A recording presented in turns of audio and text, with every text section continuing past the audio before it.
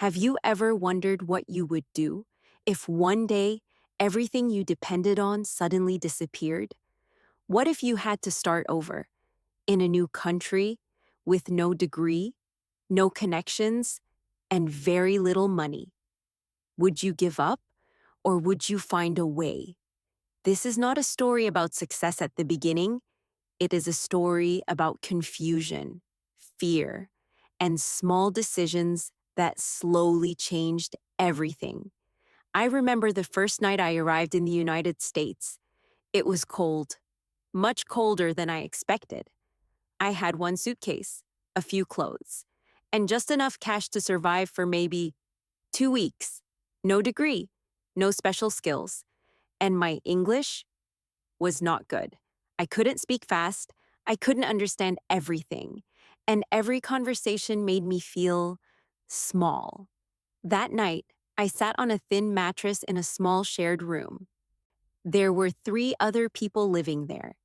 They were quiet, everyone was tired, everyone was trying to survive. I stared at the ceiling and asked myself one question: how am I going to make money here? Because in that moment, I understood something very clearly.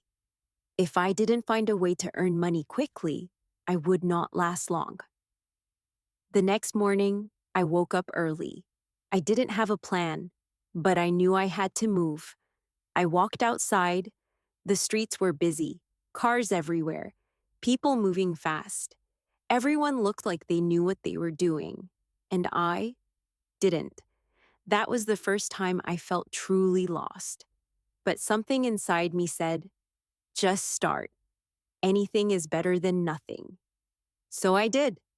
The first job I ever got was washing dishes in a small restaurant. It wasn't easy to get. I walked into 5 different places that day. Some people ignored me. Some said no immediately. But one manager looked at me for a moment and then said, "Can you work hard?" I didn't fully understand his words, but I understood the question. So I nodded. That was enough. The job was simple, but exhausting. Hot water, dirty plates, endless noise. My hands hurt after the first day, my back felt heavy, and my mind kept asking, is this really my life now? But at the end of the shift, I received my first small payment. It wasn't much, but it was something. And that something gave me a strange kind of hope, because for the first time, I realized I can survive here. That was the beginning. Not success, not comfort, just survival. But survival is where every real story begins.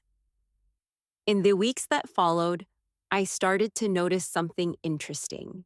Like people around me, they didn't have perfect lives either. Some had 2 jobs, some worked 12 hours a day. Some were also immigrants, just like me.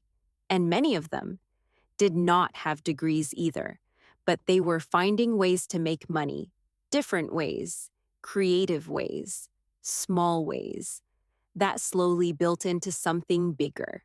That's when I stopped asking, why is this happening to me? And I started asking, what can I learn from this? That question changed everything. Because once I started looking closely, I began to see opportunities, not big opportunities, not easy opportunities, but real ones, the kind that exist quietly, waiting for someone willing to try. After a few weeks of working at the restaurant, I realized something important. If I only depended on one job, I would always feel stuck. So I made a decision, a simple but powerful decision. I would not rely on just one way to earn money. I would try many different ways, even if I failed, even if I felt embarrassed, even if it was uncomfortable, because at that point I had nothing to lose. And that mindset was the beginning of everything that came next. The first extra thing I tried was helping a coworker clean apartments. He told me, easy job, just cleaning, cash. I didn't ask many questions, I just said yes. On my day off, I went with him. We cleaned kitchens, bathrooms, floors. It was not glamorous, but at the end of the day, I earned more than I expected. And more importantly, I learned something. There are always small jobs that people don't talk about, jobs that don't require degrees, jobs that don't require perfect English, jobs that just require one thing: willingness to work. That was lesson number one, not from a book, not from a teacher, but from real life. After that, I became more curious. I started asking people questions. What do you do after work? How do you make extra money? Is there anything I can try? At first, it felt awkward. My English was not smooth. Sometimes I made mistakes. Sometimes people didn't understand me. But slowly, conversation by conversation, I improved. And each conversation gave me a new idea. Some ideas didn't work. Some ideas failed quickly.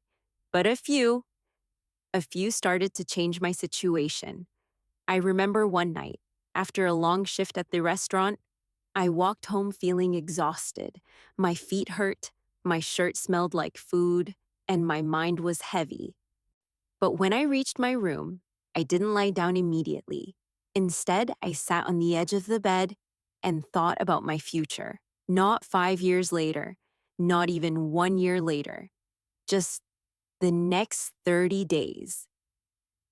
What can I do in the next 30 days to make my life a little better? That question felt manageable, not overwhelming, not impossible, just one small step at a time. And that's when I started writing things down. Simple ideas, small plans, nothing perfect, but real. Because I realized something powerful. You don't need a perfect plan to start changing your life. You just need a starting point.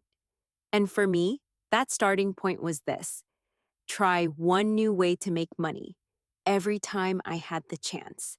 Some would fail, some would work, but each one would teach me something. And over time, those small lessons would become something bigger, much bigger. Looking back now, I can clearly see that those early days, those confusing, difficult, uncomfortable days, they were not wasted. They were training for everything that came later. Because each job I tried, each mistake I made, each conversation I struggled through, they were all building something inside me: confidence, experience, understanding, and most importantly, the belief that I could figure things out.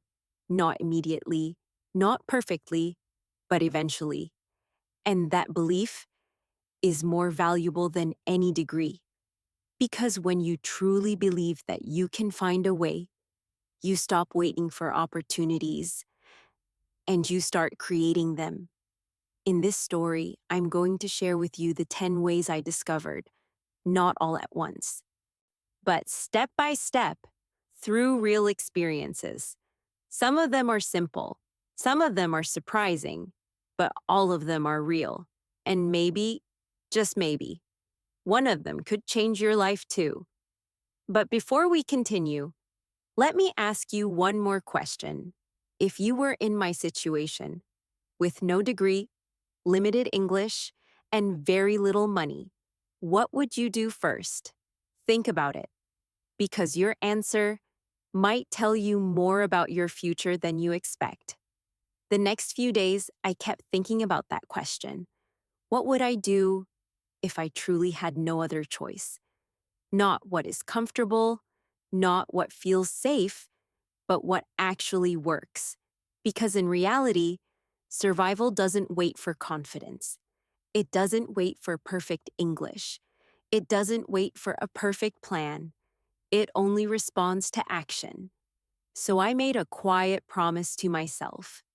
No matter how tired I was, no matter how uncomfortable it felt, I would try one new way to earn money every single week. Not 10 ways at once, just one, that felt possible. And that decision led me to the second way I made money. It happened almost by accident. One afternoon, after finishing my dishwashing shift, I noticed something outside the restaurant. There were several delivery drivers waiting near the entrance. They were holding their phones, checking orders, moving quickly in and out. I watched them for a while. They didn't look stressed, like the kitchen workers. They didn't look exhausted, like I felt. And yet, they were earning money.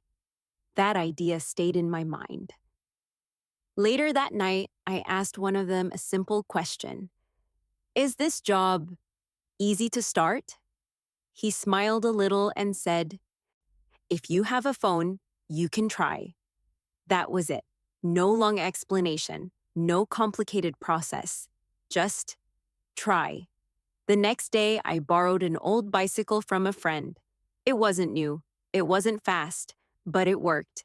Then I downloaded a delivery app. At first, everything felt confusing. The instructions were in English, the streets were unfamiliar, and I was afraid of making mistakes, but I remembered my promise. Try anyway. So I accepted my first order. My hands were shaking a little, not because the job was difficult, but because it was new. The restaurant gave me a bag of food. I looked at the address on my phone and started riding. The streets felt longer than usual.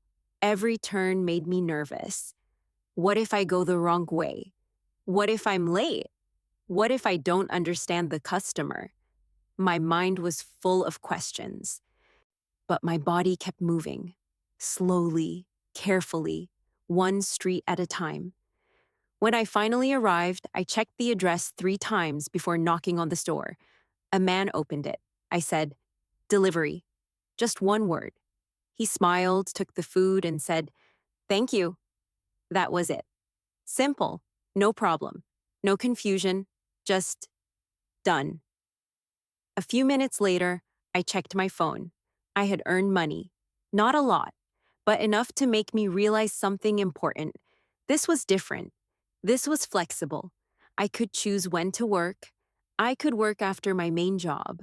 I could earn extra without needing perfect English. That was the second way I made money. Food delivery. Simple, accessible, real. Over the next few weeks, I continued doing it. After my restaurant shift, but instead of going home immediately, I would ride my bicycle for another 2 or 3 hours. Some days were slow. Some days were busy. Some customers were kind. Some didn't say anything. But every day, I learned something. I learned the streets. I learned how to read maps faster. I learned simple phrases. Here is your order. Have a good night. Thank you. Small sentences, but powerful, because they helped me feel a little more confident each day.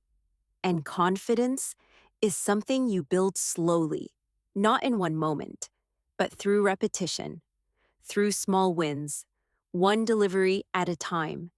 But here is something important that I didn't expect. One night, it started raining. Not light rain, heavy rain, the kind that makes everything harder. The streets were wet. The air was cold. And I asked myself, should I stop today? It would have been easy to quit. No one would blame me. But then I thought about something. If I only work when it's easy, I will always earn less. So I stayed. I kept going. And something interesting happened. There were fewer delivery drivers that night, which meant more orders. And more orders meant more money. By the end of that night, I had earned more than usual.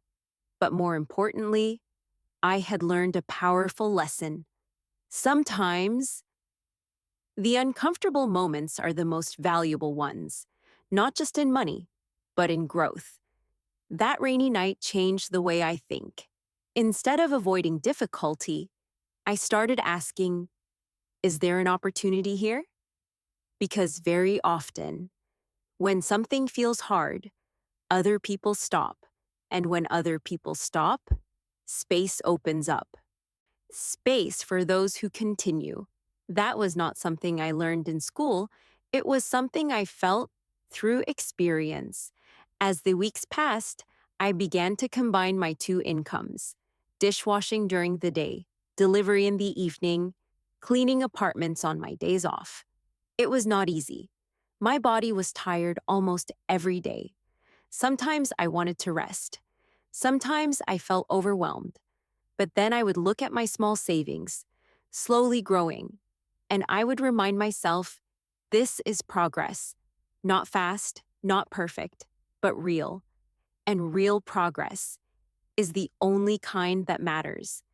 There were nights when I came home late, sat down on my bed, and just stayed silent. No phone, no music, just silence, because my mind needed space to breathe, to process everything, to prepare for the next day.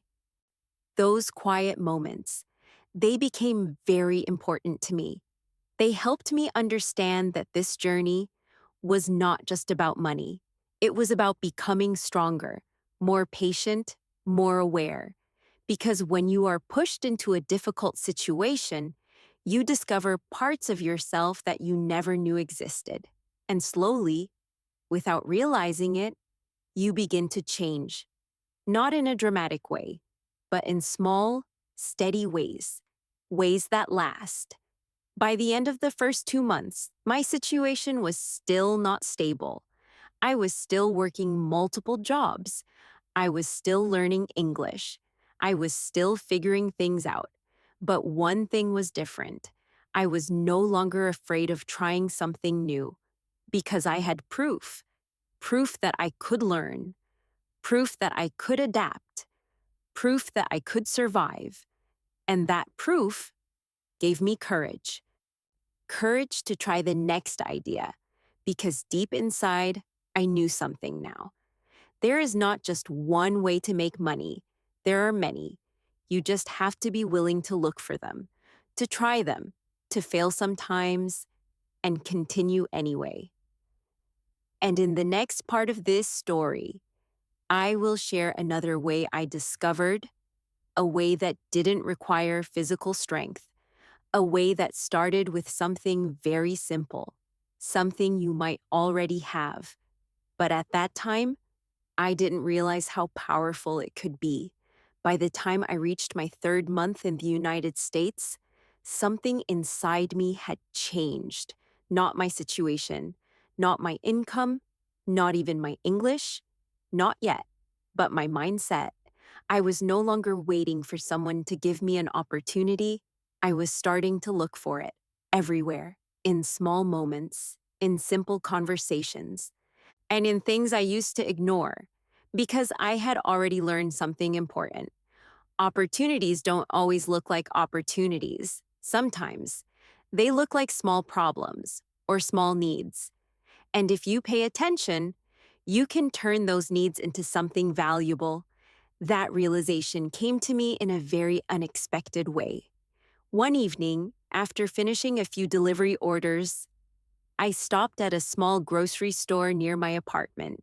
Nothing special, just a normal place.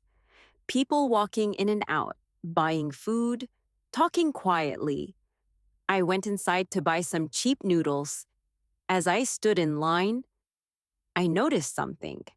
An older woman in front of me was holding several items, but she looked confused. She was checking the labels, turning the packages around, trying to understand something. Her English was even more limited than mine. I could see it in her eyes, that feeling of being lost.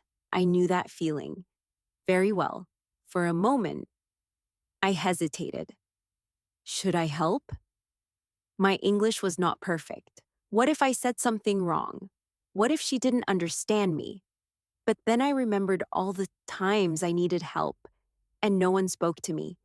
So I took a small step forward, and I asked slowly, "Do you need help?" She looked at me, a little surprised. Then she nodded, and in simple words, We started communicating, not perfect sentences, just enough. She was trying to understand which product was cheaper, so I helped her compare prices, showed her the numbers, pointed at the labels. It took a few minutes, but in the end, she smiled, a genuine, warm smile, and she said, "Thank you very much." That moment was small, but it stayed with me because as I walked home, I kept thinking about it. There are many people like her, people who don't speak English well, people who feel confused in simple situations, people who need help but don't always ask for it. And suddenly, an idea appeared. Simple, clear, and a little bit surprising. What if I could help people like her and earn money at the same time? That was the beginning of the third way I made money. Not a job, not a company, just a simple service, helping people with small, everyday tasks. At first, I didn't know how to start. I didn't have a website. I didn't have experience. I didn't even have confidence, but I had one thing: understanding. Because I was in the same situation, so I started small, very small. And I told a few people in my building, if you need help, shopping, reading letters, calling services, I can help. My sentences were simple. My explanation was not perfect, but people understood because the need was real. The first person who asked for help was a man from my neighborhood. He received a letter in the mail. He didn't understand it. He looked worried. So he came to me. I read the letter slowly. It was a bill. Nothing serious. Just something that needed to be paid. I explained it to him, step by step. Very simple words, very clear. At the end, he looked relieved. And then he asked, "How much?" I was surprised. I didn't even think about charging money. But in that moment, I realized something important. Value deserves payment, even small value. So I told him a small amount, not too much, just fair. He paid me and thanked me again. That was the first time I earned money, not with my hands, but with my understanding. It felt different, very different. No physical pain, no heavy lifting, just communication and trust. After that, more small opportunities appeared. A woman needed help making a phone call. Another person needed help filling out a simple form. Someone else needed help understanding a message. Nothing complicated, but very important to them. And slowly, this became a new way for me to earn money. Not full time, not stable, but meaningful. Because every time I helped someone, I saw the same thing: relief, gratitude, connection. And something else happened too. My English improved, not through studying books, not through classes, but through real conversations, real situations, our real needs. Because when you use language to help someone, you learn faster, you remember more, and you gain confidence. That was something I didn't expect. At the same time, I started to understand a deeper lesson. Money is not only about labor, it is also about solving problems. Big problems, small problems. It doesn't matter. If you can solve something that people struggle with, you create value. And where there is value, there is always an opportunity to earn money, even without a degree, even without perfect skills. Because in real life, people don't always need perfection. They need help, simple help, at the right moment. That realization changed the way I looked at everything. Instead of asking, "What job can I do?" I started asking, "What problem can I solve?" That question opened a new world, a world where opportunities are everywhere, but only visible if you're paying attention. By the end of that month, I was still working in the restaurant, still doing deliveries, still cleaning apartments. But now I had something new, a different kind of income, a different kind of confidence. Because for the first time, I felt useful, not just as a worker, but as someone who could help others navigate life. And that feeling was powerful. It gave me energy. It gave me motivation. It made me believe that maybe, just maybe, I could build something more in the future. Not immediately, not easily, but step by step. And in the next part of this story, I will share another way I discovered, a way that started with something many people ignore, something that people throw away every single day. But for me, it became an unexpected opportunity. There is something interesting about survival. When you don't have much, you start noticing things that other people ignore. Small things, simple things, things that don't look valuable at first. But when you look closer, they can become opportunities. By the time I entered my fourth month in the United States, I was still working hard every day. Restaurant in the morning, delivery in the evening, helping people when I could. Life was still busy, still tiring, but something had changed again. I was more aware, more observant, more curious. And that's when I noticed something strange. And every night, when I finished my delivery work, I saw large black bags placed outside houses, on the sidewalk, near the street. At first, I didn't think about it, just trash, something people throw away. But one night, I saw something different, a chair. It was placed next to a trash bag, not broken, not dirty, just left there. I slowed down my bicycle and looked at it. Why would someone throw this away?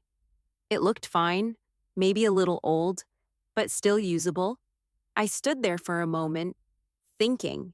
Then I did something I never expected myself to do. I took it. Carefully, I carried the chair back to my room. My roommates looked at me with confusion. Why did you bring that? I smiled a little and said, maybe. I can use it. At that time, I didn't have a clear plan, just a feeling, a curiosity. The next day, after work, I cleaned the chair, wiped the dust, tightened a few loose screws, nothing complicated, just basic effort. When I finished, it looked better. Not perfect, but decent. And then another idea appeared. What if I try to sell it? I had never sold anything before. I didn't know how. I didn't know where. But I remembered something from my delivery job. People use apps for everything: food, transport, communication. So maybe they also use apps to buy things. I asked a friend. He told me about a simple app where people sell used items. So I tried. I took a photo of the chair, not a professional photo, just a simple one.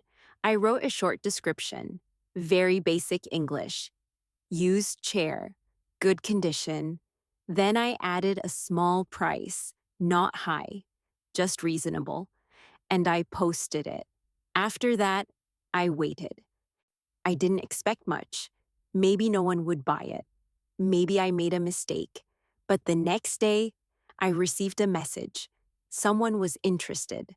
I read the message slowly, carefully. My heart was beating faster because this felt new again, a different kind of experience. We agreed on a time. We met in a public place. I brought the chair. He looked at it, checked it, and then he gave me cash. Just like that. Simple, direct, real. As I walked back home, holding that money, I felt something very unusual. This was not from a job, not from hours of labor. This came from noticing something, from taking action, from trying an idea. That was the fourth way I made money. Reselling used items. It sounds simple, and it is. But at that moment, it changed the way I saw the world. Because suddenly, trash was not just trash anymore. It was potential, hidden value, waiting to be discovered. After that first experience, I became more attentive, more aware of my surroundings. When I walked or rode my bicycle, I looked carefully, not just at the road, but at everything: furniture, small appliances, boxes. Some things were truly useless, but some were still good, still usable, still valuable to someone else. I started collecting small items, nothing too big, nothing too difficult to carry. Then I cleaned them, fixed simple problems, took photos, and posted them online. At first, the results were slow. Some items didn't sell. Some people didn't reply. Some conversations were confusing. But I didn't stop because I had already learned something. Not every attempt will succeed, but every attempt teaches you something. So I adjusted, improved my photos, used simpler words, learned how to communicate better, and slowly, things started to change. I made small sales, then a few more, then more consistently, not a lot of money, but enough to matter, enough to grow. And something interesting happened again. My confidence increased, not just in English, but in decision making, in recognizing value, in trusting my own judgment. Because each time I picked up an item, I had to ask myself, is this worth it? And over time, my answers became better, faster, more accurate. That skill is something you can't learn from books. It comes from experience, from trying, from making mistakes. There were times I took something home, cleaned it, posted it, and no one bought it. At first, that felt like failure, but later, I understood it differently. It was feedback, a lesson, a way to improve. Because in real life, failure is not the opposite of success. It is part of the process, a necessary part. By the end of that month, my routine was still intense. Working, writing, helping, selling. Every day was full, sometimes too full. But inside, I felt something new, a quiet sense of control, not complete control, but more than before. Because now, I had multiple ways to earn money, different sources, different skills, different opportunities, and that gave me something very important: security. Not financial security yet, but mental security. The feeling that if something stops working, I can try something else. That feeling is incredibly powerful because when you are not afraid, you think more clearly, you act more confidently, you take better risks, and that is how life begins to change, not suddenly, not dramatically, but steadily. Step by step. In the next part of this story, I will share one more way I discovered, a way that didn't come from working harder, but from thinking differently, a way that helped me see money, not just as something you earn, but something you can multiply, slowly, carefully, but powerfully. By the time I reached my 6th month, I was no longer the same person who arrived with one suitcase and a head full of fear. My situation was still not perfect. I was still working long hours, still living simply, still learning English, day by day. But something had changed deeply. I was no longer just surviving. I was starting to understand how money really works. Not from books, not from school, but from experience, from mistakes, from trying and trying again. Up to this point, I had discovered several ways to make money: working in a restaurant, doing delivery, cleaning apartments, helping people with simple tasks, reselling used items. Each one taught me something different, but there was one more lesson that changed everything: a lesson about thinking differently. It started with a simple question: what should I do with the money I save? At first, my answer was simple: save it. Keep it safe, don't spend it. That felt responsible, that felt correct. But after a while, I noticed something. Saving money is important, but saving alone does not change your life. It protects you, but it doesn't grow. And that realization made me curious. So I started asking people again, people who had been in the country longer, people who seemed more stable. What do you do with your money? Some answers were simple: pay bills, support family, save more. But one person said something that stayed in my mind: use money to make more money. At first, I didn't fully understand. How can money make money? But slowly, I began to see small examples. One of my coworkers bought a secondhand bicycle, not to use, but to rent. He rented it to another worker who needed it for delivery. Every week, he received a small payment, not a lot, but consistent. Another person bought a few basic tools and started doing small repair jobs. Again, simple investment, small return, but real. That's when something became clear. Money is not just for spending and not just for saving. It can also be a tool to create more opportunities. That idea became the next step in my journey. I didn't have much money, so I couldn't take big risks, but I could take small ones, careful ones. So I started thinking, what is something small that I can use to earn more? And the answer came from something I already knew: reselling. But this time, I approached it differently.